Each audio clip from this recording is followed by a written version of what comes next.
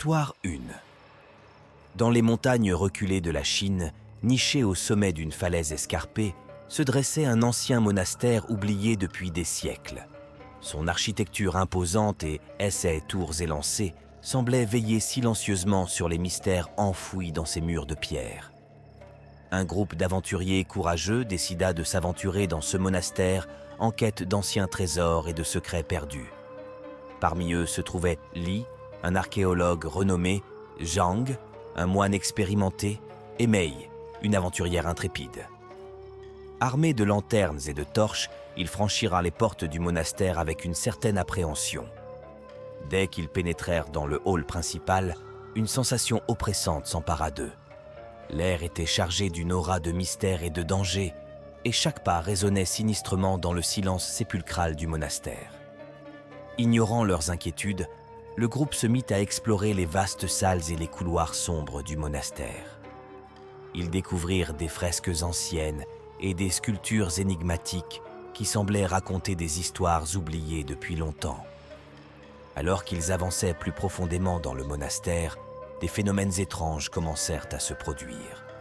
Des ombres semblèrent danser le long des murs, des voix chuchotèrent dans l'obscurité et des courants d'air froid balayèrent les corridors. Zhang, le moine, frissonna en ressentant une présence malveillante qui semblait les guetter dans l'ombre. Il prévint ses compagnons de rester sur leur garde, mais ils continuèrent leur exploration avec une détermination téméraire.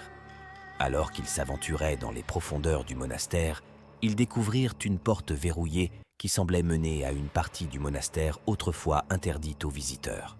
Intrigués, ils décidèrent de l'ouvrir, ignorant les avertissements tacites qui semblaient leur crier de rebrousser chemin. À l'intérieur, ils découvrirent une salle sacrée ornée de statues antiques et de reliques anciennes.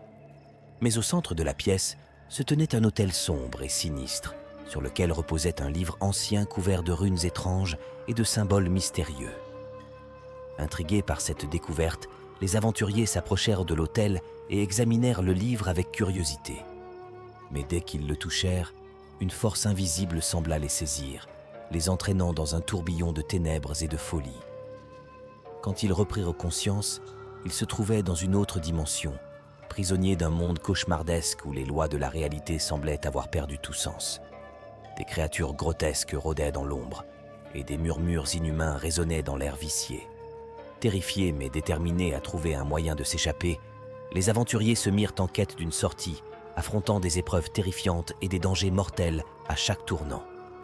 Finalement, après des heures d'errance désespérée, ils découvrirent un portail mystérieux qui semblait mener hors de ce monde infernal. Sans hésiter, ils se précipitèrent à travers le portail, laissant derrière eux les horreurs du monastère maudit. Quand ils émergèrent de l'autre côté, ils se retrouvèrent de retour dans le monde réel, épuisés mais soulagés d'avoir échappé à leur cauchemar. Mais même après être rentrés chez eux, ils ne purent jamais oublier les horreurs qu'ils avaient vécues dans le monastère des ombres. Histoire 2. Dans les montagnes reculées de la province de Shaanxi en Chine, se dressait un monastère millénaire connu sous le nom de Temple des Esprits Éternels. Perché au sommet d'une colline escarpée et entouré d'une forêt dense, le monastère semblait veiller silencieusement sur les secrets anciens enfouis dans ces murs de pierre. Un groupe d'aventuriers téméraires, attirés par les récits de trésors cachés et de mystères oubliés, décida de s'aventurer dans le temple des esprits éternels. Parmi eux se trouvait Mei, une exploratrice intrépide, Liu, un historien passionné, et Chen, un guide local ayant grandi aux abords du monastère. Armés de lanternes et de torches, le groupe entreprit l'ascension périlleuse de la colline escarpée jusqu'au monastère. L'air était lourd de mystère et d'une atmosphère oppressante, et chaque pas semblait résonner dans le silence sépulcral de la forêt. Lorsqu'ils atteignirent enfin les portes du monastère, une sensation de malaise s'empara d'eux. Les portes étaient ornées de sculptures anciennes représentant des divinités oubliées et des démons terrifiants, et une aura sinistre semblait émaner des murs de pierre. Ignorant leurs inquiétudes, le groupe franchit les portes du monastère et pénétra dans le hall principal.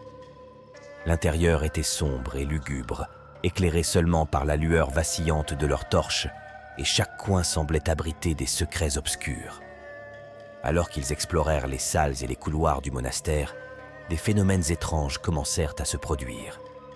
Des ombres mouvantes semblaient glisser le long des murs, des voix murmuraient dans l'obscurité et des courants d'air froid balayaient les corridors. Liu, l'historien, frissonna en ressentant une présence invisible qui semblait les observer depuis l'ombre.